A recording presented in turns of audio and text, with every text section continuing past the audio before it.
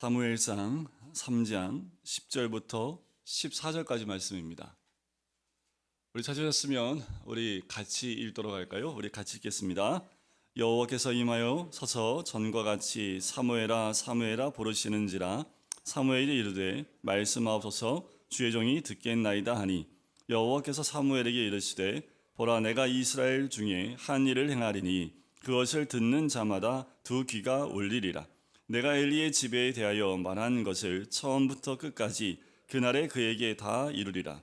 내가 그의 집을 영원토록 심판하겠다고 그에게 말하는 것은 그가 아는 죄악 때문이니 이는 그가 자기의 아들들이 저주를 자청하되 금하지 아니었음이니라. 그러므로 내가 엘리의 집에 대하여 맹세하기를 엘리의 집의 죄악은 제물로나 예물로나 영원히 속죄함을 받지 못하리라 하였노라 하셨더라. 아멘. 오늘 함께 나눌 부르심에 부름받은 사람의 모습은 사무엘입니다. 이 사무엘은 오늘 3장 말씀을 함께 보고 또 앞에 있는 말씀들을 함께 볼 텐데, 사무엘은 당시에 있었던 성막 가운데 살고 있었던 어린아이입니다. 그 사무엘이 하나님의 부르심에 이제 응답하는 모습이 오늘 3장에 나오는 말씀이에요. 본문에 보면 3장의 1절에 보면 이렇게 나옵니다. 아이 사무엘이라고 처음에 이렇게 얘기를 해요. 이 말씀을 근거로 해서 유대 역사가였던 요세푸스가 이때 당시에 사무엘의 나이를 12세로 추정합니다. 그런데 12세면 누구하고 같은 나이냐면 동훈입니다. 동훈이 나이라고 생각하시면 돼요. 동훈이가 지금 성전에서 매일 밤 잔다고 생각해 보세요. 얼마나 기특해요. 조금 그렇나요? 근데 혼자 자면 좀 무서우니까 같이 자야 할 텐데, 어린 사무엘이요. 그 동훈이만한 그 나이에 있는 그 아이가 성막에 거주하면서 거기서 엘리 제사장을 섬기고 있는 모습이 나옵니다. 1절에 보면 엘리 앞에서라는 말이 나오지요. 이 엘리 앞에서라는 그 앞이라는 말은 엘리의 감독하에라는 그 의미를 갖고 있습니다. 그러니까 동훈이가 저의 감독하에 지금 교회에서 자고 먹고 하면서 교회를 섬기고 있는 모습을 상상해 보시면 됩니다. 자, 여호와를 섬길 때라고 이야기합니다. 여러분, 지금 이 아이 사무엘이 그렇게 여호와를 섬길 그때에 하나님의 부르심을 받아요. 그런데 오늘 그 앞부분에 3장의 앞부분에 보면 사무엘이 하나님의 음성을 들어본 적이 없기 때문에 그 부르심에 엘리가 부르는 줄 알고 엘리에게로 달려가는 부분이 3번이나 반복해서 등장을 합니다. 결국 엘리가 어떻게 하냐면 내가 부르지 않았는데 2번이나 대답을 하고 3번째 또 오니까 이거는 하나님이 부르신 것 같다. 그러니까 이렇게 얘기해. 주의 종이 듣겠나이다 라고 이야기하라 라고 얘기를 해요. 그래서 사무엘이 또 들리니까 그때 하나님 앞에서 주의 종이 듣겠나이다 라고 고백을 하고 하나님의 음성을 듣는 장면이 오늘 본문의 말씀입니다. 우리 사무엘 하면 굉장한 하나님의 종으로 우리가 알고 있지요. 끝까지 그 민족을 위해서 중보하고 기도했던, 그리고 그 선지자의 자리에서 물러나올 때에도 사무엘은 자기 백성을 위해서 기도를 쉬는 죄를 범하지 않겠다라고 말했던 사람이 사무엘입니다. 태어날 때부터 범상치 않게 태어났지요. 한날을 우리가 기억을 합니다. 아기를 낳을 수 없었기 때문에 주의 성전에 올라가서 눈물로 기도했던 것을 엘리가 술 취한 것으로 착각을 하지요. 하지만 이 한나는 그렇지 않다고 얘기를 합니다. 내 마음이 하나님께 통하였다라고 얘기를 하지요. 그때 엘리가 하나님이 너희 기도를 들었으니까 걱정하지 말고 가라. 그 말씀에 하나님이 한나에게 자식을 허락하는데 그것이 사무엘이었습니다. 특별히 이 사무엘을 낳을 때 첫째 아들이었지요. 그런데 이 아들을 주시면 주께 드리겠습니다 했기 때문에 젖을 뗄 때까지 사무엘을 키웠다가 이제 젖을 떼고 난 다음에 바로 엘리 제사장에게 이 아들을 드리게 됩니다. 그리고 난 다음에 2장에 나오는 모습, 2장 18절부터 21절까지 나오는 모습이 사무엘이 어렸을 때 매번 그 어머니 한나가 세마포 에봇을 줘요. 그래서 그것을 입고 여호와 앞에서 섬겼더라라고 나옵니다. 어린아이입니다. 아마 더 어렸을 거예요. 이때 이 나이는 아마도 이노 아시죠? 이노 정도 나이, 요만한 아이, 그때 그 나이였을 텐데, 그때 그 어머니가 매년 제사드려 올 때 작은 겉옷을 만들어다가 입히는 거지요. 그런데 놀라운 것은 뭐예요? 18절에 그렇게 2장 18절에 여호와 앞에서 섬겼더라라는 거예요. 그 아이가 뭐라 할까요? 그런데 그 아이가 여호와 앞에 섬기는 게 뭔지 알았다라는 거지요. 자, 그런데 대비되는 인물이 있는데 엘리의 아들들입니다. 엘리의 아들들은 2장 22절부터 25절까지 그 악행이 나와요. 자, 이때 이 엘리의 아들들은 나이가 좀 있었습니다. 글쎄요, 나이가 어떤지 분간 못하겠지만 이미 성인이었던 나이였던 것 같아요. 그런데 이런 악행을 하나님의 성전 안에서 섬기고 있는 그 여인들과 하지 말아야 될 짓들을 하고 있는 모습을 봐요. 괜히 대비되지요. 제사장의 아들들은 이렇게 악행을 행하는데 그렇지 않은 한나의 자녀였던 사무엘은 여호와 앞에 섬겼던 그의 모습을 봅니다. 또 26절, 2장 26절에 보면 이렇게 평가를 해요. 아이 사무엘이 점점 자라매 여호와와 사람들에게 은총을 받았더라라는 거지요. 자, 여기서 우리가 한 가지 물음표를 던질 것이 있습니다. 어떻게 사무엘이 하나님께도 은총을 입고 사람에게도 은총을 입을 수 있었을까라는 거지요. 성경에는 그 어떤 거 나오지 않지만 우리가 짐작해 볼 수 있는 건 뭐냐 하면 아마도 한나가 젖을 떼기까지 그 사무엘을 키우면서 아마도 사무엘에게 얘기했을 거예요. 그리고 가르쳤을 거예요.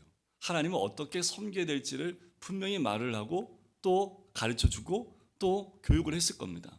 그 어린 사무엘에게 그 중심이 들어갔던 거지요. 하나님을 어떻게 섬겨야 될지를 들어갔던 거지요. 마치 모세가 젖을떼기까지 그 어머니의 교육을 받음을 통해서 그의 신앙이 중심을 잡았던 것처럼 아마 사무엘도 그와 같을 것입니다.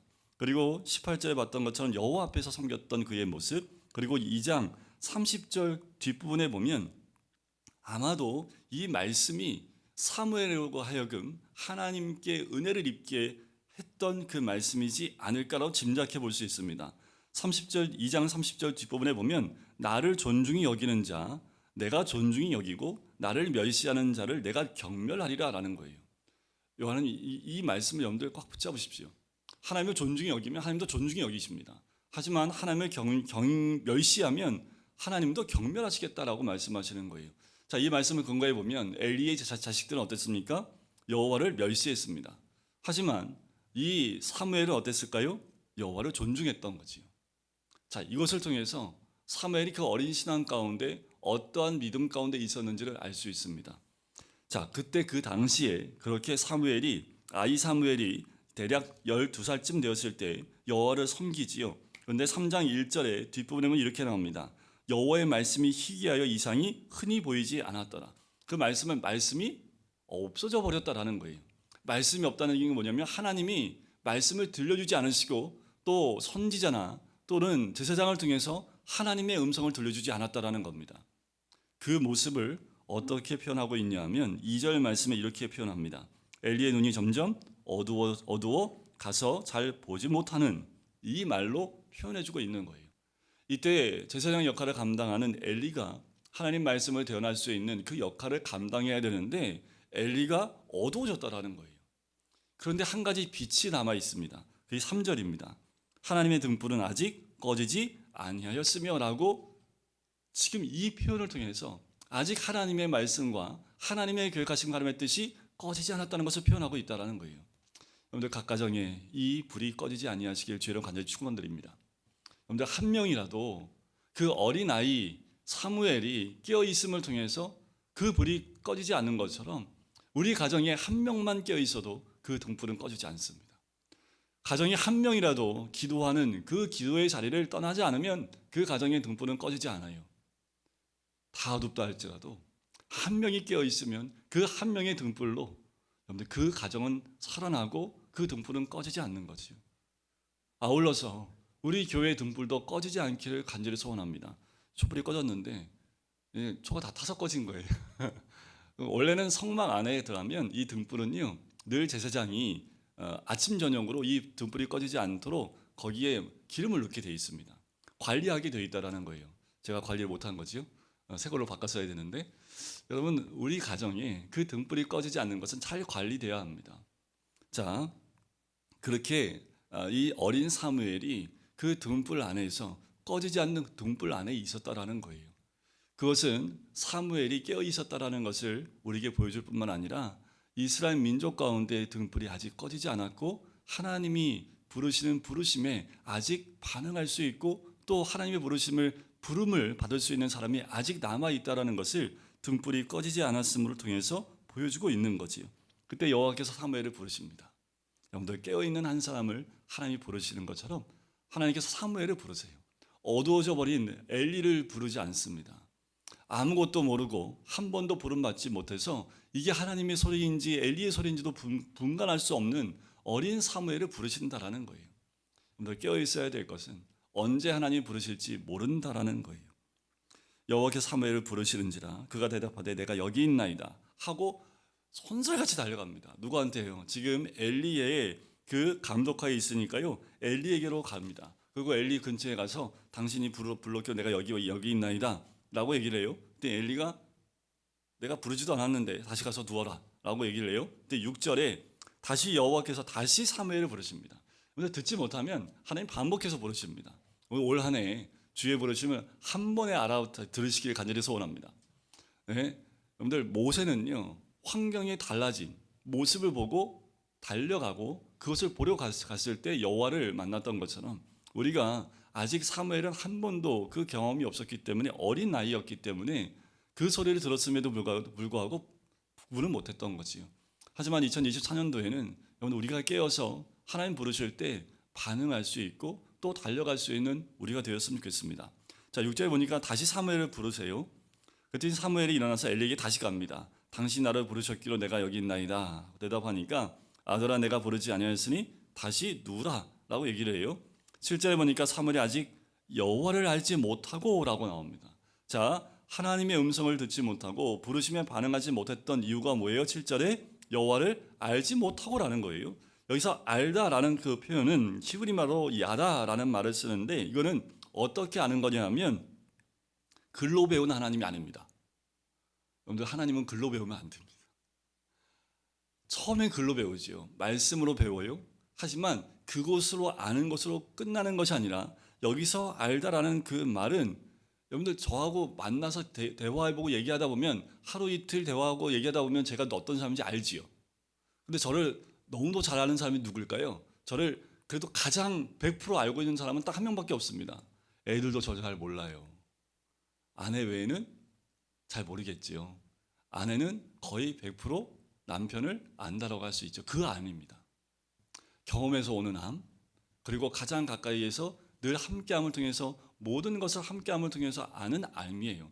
전인격적인 그 알에 대한 부분들을 아직 사무엘이 알지 못하고 있었다라는 거지요. 여호와의 말씀도 아직 그에게 나타나지 아니한 때라라는 거예요.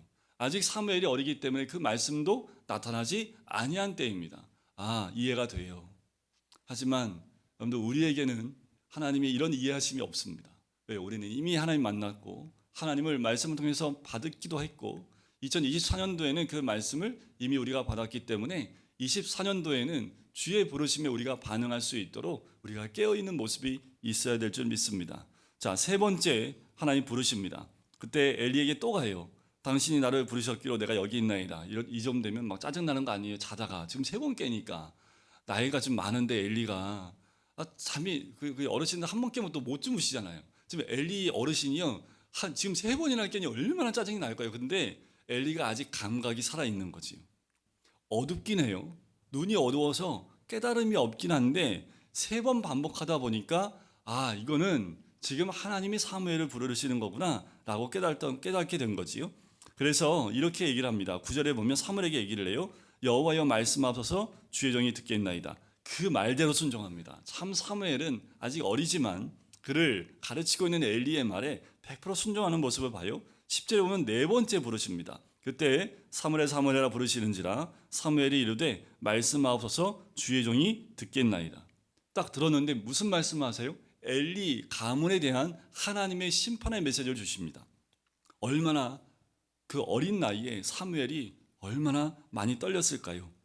사무엘이 그 말을 듣고 아침까지 누워 있습니다. 여호와의 집에 문을 열었어요. 그 이상을 엘리에게 알게 하기를 15절에 보니까 두려워할 수밖에 없습니다. 왜요? 엘리 제사장의 가문에 하나님이 심판하시는데 어떠한 번제나 어떠한 제사도 받지 않으시고요. 심판을 정해 놓으셨다라고 말씀하시니까요. 그때 엘리가 사무엘을 불러요. 이때 부른 것도 엘리가 부르는 게 맞아요. 16절에 보니까 내 아들아 사무엘아 그러니까 내가 여기 있나이다 하고 가요. 자, 17절에 보니까 내게 숨기지 말라. 너에게 말했던 모든 것들을 나에게 말하라 라고 말하지 않으면 버리기를 원한다. 어떤 사무엘이 또 그것이 무서워요. 그래서 그것을 그에게 자세히 18절에 보니까 말하고 조금도 숨기지 아니하니 그가 이르되 이는 여호와 신이 선하신 대로 하실 것이다. 이게 무슨 말이에요? 자, 하나님의 부르심에 그 뜻을 알아들었던 엘리가 뭐라고 얘기합니까? 자기 집안에 대한 하나님의 심판이 선포되었는데 18절 끝에 보니까 이는 여호와 신이 선하신 대로 하실 것이다. 왜 엘리가 눈이 어두운지를 이 말씀에서 알 수 있는 거지. 하나님이 얼마나 불같이 화를 내시고 이제 너희 집안 가운데 그 너희 두 아들 그 자녀들 때문에 너희 집안에 심판이 임할 것이라고 이렇게 사무엘을 통해서 말씀해주고 있다면 어떻게 해야 돼요? 눈물 흘리고 무릎 꿇고 회개하고 돌이켜야 되는데 지금 엘리가 뭐라고 해요? 이는 여호와 신이 선하신 대로 하실 것이니라. 이 말씀 한 말씀을 통해서 엘리가 얼마나 어두운지를 알 수 있는 거죠. 하나님의 심판의 두려움이 엘리에게 없었다는 거지요. 엘리가 얼마나 어두웠으면 하나님의 이 메시지를 듣고도 하나님 앞에 무릎 꿇지 못하는 모습을 봅니다. 여러분들 우리를 부르시지 않더라도 간접적으로 누굴 통해서 부르시든 그 메시지를 받는다면 그 메시지를 가지고 주님 앞에 무릎 꿇으시길 간절히 소원합니다. 여러분들 이 모습은 매 주일마다 선포되는 말씀을 붙들고 주님 앞에 무릎 꿇는 장면이 우리 가운데 있어야 될 줄 믿습니다. 자, 그렇게 사무엘이 잘하니까요. 19절에 보세요. 여호와께서 그와 함께 계셔서 그의 말이 하나도 땅에 떨어지지 않게 하십니다. 여호와의 부르심에 온전히 나아가는 자에게는 하나님 말씀이 땅에 떨어지지 않게 하신다라는 거예요. 그가 세워진 것을 단에서부터 브엘세바까지, 우리나라로 말하면 저 밑에 제주도부터 강원도 산골짜기까지 모든 사람들이 어떻게 해요? 사무엘은 여호와의 선지자로 세우심을 입은 줄을 알아요. 어떻게 알았을까요? 말씀이 하나도 없는데 이 사무엘에게 주신 말씀이 땅에 떨어지지 않는 거예요. 사무엘을 통해서 말씀이 임하게 된다는 거예요. 그 말씀대로 이루어지는 것을 보고 사람들이 여호와의 선지자라는 것을 깨달아 알게 된 거죠.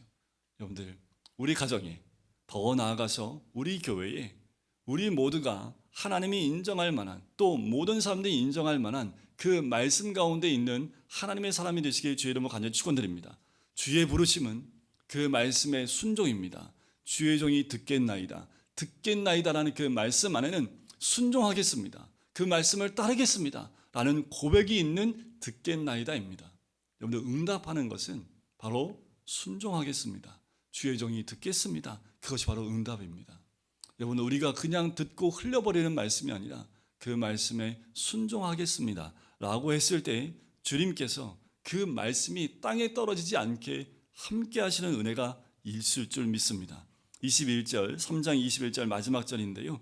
우리 마지막 절을 4장 1절의 앞부분까지 우리 한번 같이 읽도록 하겠습니다. 시작. 여호와께서 실로에서 다시 나타나시되 여호와께서 실로에서 여호와의 말씀으로 사무엘에게 자기를 나타내시니 사무엘의 말이 온 이스라엘에 전파되니라. 이제 사무엘에게는 어떻게 나타나세요? 여호와의 말씀으로 나타나십니다. 주의 부르심에 온전히 응답했던 이 사무엘에게는 이제 그냥 부르시는 것보다 여호와의 말씀으로 사무엘에게 하나님 스스로를 나타내시기까지 하신다라는 거지요. 올 한 해 우리 모든 성도님들 각 가정마다 개인마다 말씀으로 여호와께서 나타나시길 주의 이름으로 간절히 축원드립니다. 그럼 우리는 그 부르심을 어떻게 하면 돼요? 주의 종이 듣겠습니다. 주님, 제가 듣겠습니다.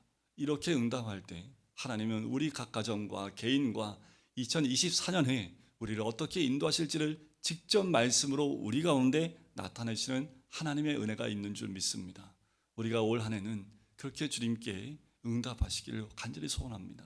그래서 순종함으로 또 주의 부르심에 제가 듣겠습니다 라는 믿음의 고백을 통해서 응답하시고 그 말씀대로 순종하시는 우리 모든 성도님 되시기를 주의 이름으로 간절히 축원드립니다.